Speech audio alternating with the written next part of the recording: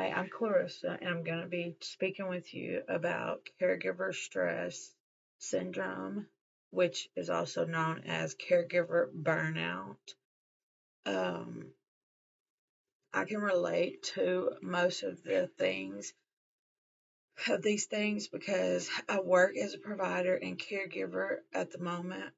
I love doing what I do, but it can get stressful at times.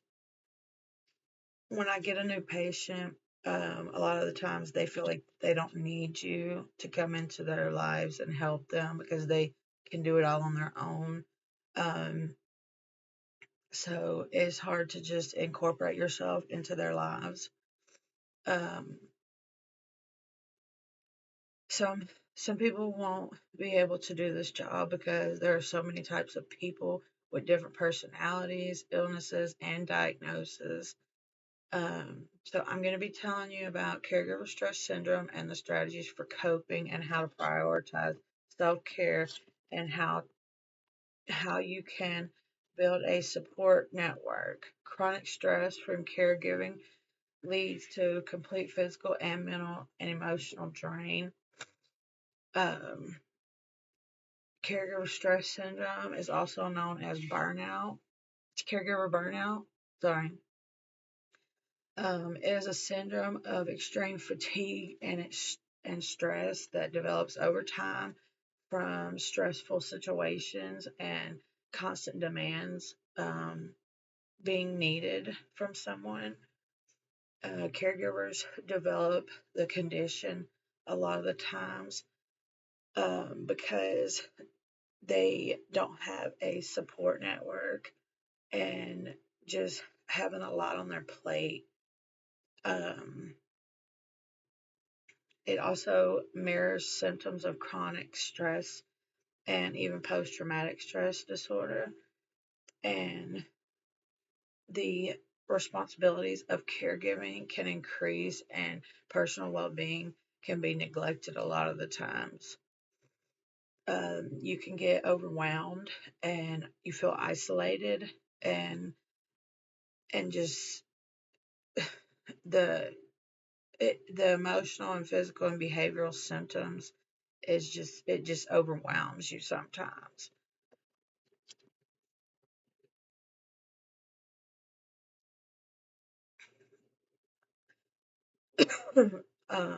Of the physical symptoms that there are, there's chronic fatigue, difficulty sleeping, and feeling drained. Some of the behavioral symptoms are social withdrawals, neglecting personal health, and turning to unhealthy coping mechanisms like drugs and alcohol, and overeating also.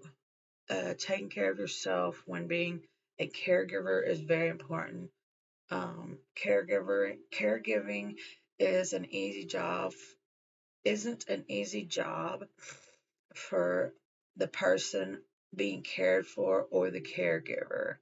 So everyone involved has to make some kind of sacrifice, and many caregivers don't take much time to take care of themselves. Like, for instance, not getting their annual checkups, self care, their high blood pressure can go up and they not even know it because they haven't had their checkups. So things like that is very important to do when you're a caregiver.